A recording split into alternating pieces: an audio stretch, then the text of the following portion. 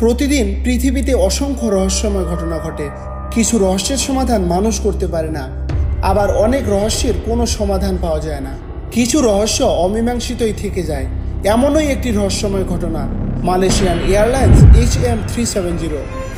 2024 সালে 8ই মার্চ মালয়েশিয়ায় কুয়ালালামপুর বিমানবন্দর থেকে চীনের বেইজিংগামী একটি ফ্লাইট আকাশে উড়ে গেল, কিন্তু গন্তব্যে পৌঁছলো না। 239 জন যাত্রী এবং ক্রু নিয়ে উড়ে যাওয়া ফ্লাইটটি যেন হঠাৎ করেই পৃথিবী থেকে মুছে গেল।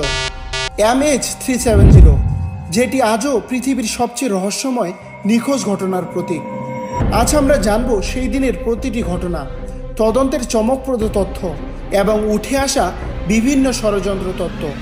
2014 সালে 8ই মার্চ তারিখে মালয়েশিয়ান এয়ারলাইন্স পরিচালিত বোয়িং 777-200 এয়ার বিমানটি কুয়ালালামপুর থেকে উড্ডয়মান ঘণ্টাখানেক বাদে নিরুদ্দেশ হয়ে যায়।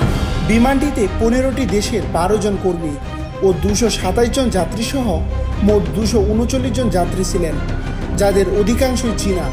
24 মার্চ তারিখ পর্যন্ত এর কোনো হদিশ করা যায়নি বা কোনো ধ্বংসাবশেষ আবিষ্কৃত হয়নি, তবে বিভিন্ন পদ্ধতিতে অনুসন্ধান তৎপরতা অব্যাহত আছে। 16ই মার্চে তদন্তকারীরা জানিয়েছেন যে সম্ভবত বিমানটি ছিনতাই হয়ে গিয়েছিল। 24শে মার্চ তারিখে মালয়েশিয়ান সরকারের পক্ষ থেকে ঘোষণা করা হয় যে ভারত মহাসাগরের দক্ষিণাংশে বিমানটি আকাশ থেকে পড়ে যায় এবং এর যাত্রীরা কেউ বেঁচে নেই। বিমানটি যখন মালয়েশিয়া থেকে ভিয়েতনামের আকাশসীমায় প্রবেশ করেছিল তখন রাত 1:19। কন্ট্রোল টাওয়ারের সঙ্গে শেষ বার্তাটি আসে, গুড নাইট মালয়েশিয়ান 3700।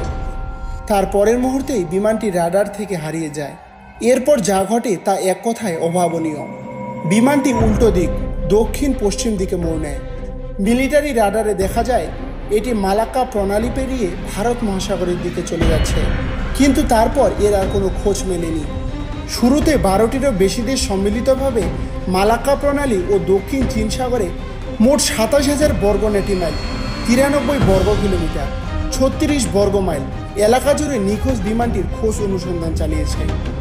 প্রাথমিকভাবে ভিয়েতনামকে প্রাধান্য দিয়ে অনুসন্ধান পরিচালনা করা হলেও 11ই মার্চ ভিয়েতনামে বিমানটির খোঁজ পাওয়ার সম্ভাবনা কমে আসে এবং অনুসন্ধানকারীরা বিমানটি ভূমিতে অবতরণ করেছে কিনা তা সম্বন্ধে অনুসন্ধান শুরু করে।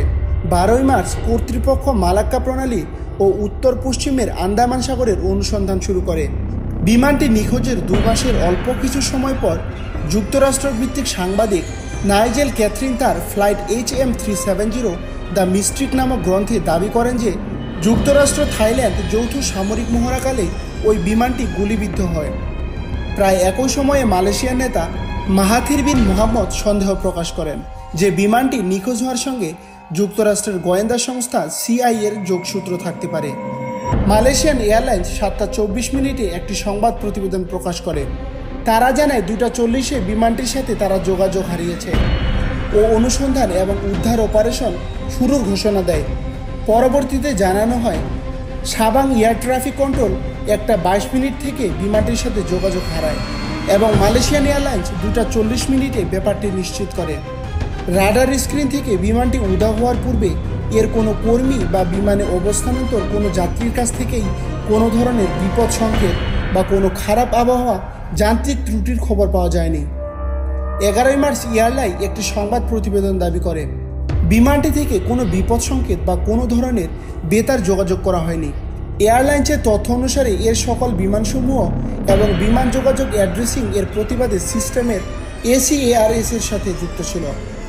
11ই মার্চ রাতে প্রতিবেদনে বলা হয় সামরিক একটি রাডারে বিমানটি ধরা পড়ে ও এটি গতি পরিবর্তন করে পশ্চিম দিকে যায় এবং পালাউ পেরাকে মালয়েশিয়া রাডার থেকে বিচ্ছিন্ন হওয়ার পূর্বে 70 মিনিট আকাশে ছিল।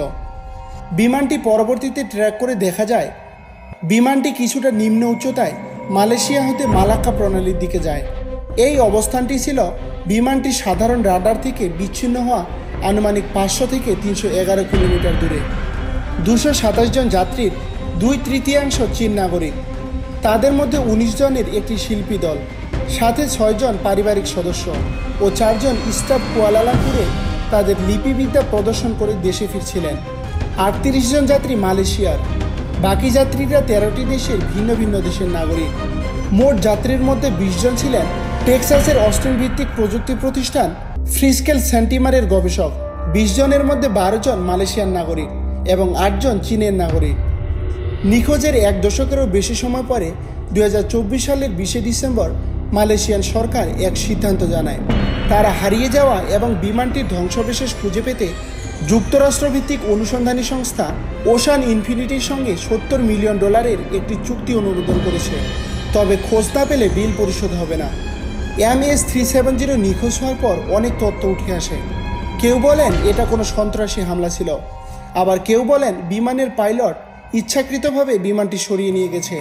কেউ কেউ বিশ্বাস করেন এটি ছিল এক সামরিক গোপন অপারেশন, তবে এর কোনো তথ্য এখনও চূড়ান্তভাবে প্রমাণিত হয়নি। নিখোঁজের এত বছর পরও MH370 এর প্রকৃত পরিণতি অজানা। এই ঘটনা শুধু প্রযুক্তি বা তদন্ত ব্যর্থতার প্রতীক নয়, এটি মানব ইতিহাসের অন্যতম বড় রহস্য। MH370 এর মতো ঘটনা আমাদের মনে করিয়ে দেয়, আমরা যতই আধুনিক হই, পৃথিবীতে এখনও অনেক অজানা রহস্য লুকিয়ে আছে। এই ভিডিওটি ভালো লাগলে একটি লাইক দিন, চ্যানেলটি সাবস্ক্রাইব করুন এবং এমন আরও রহস্যময় ঘটনার জন্য চোখ রাখুন আমাদের পরবর্তী ভিডিওতে। ততক্ষণ সবাই ভালো থাকবেন, দেখা হবে পরবর্তী ভিডিওতে। ধন্যবাদ।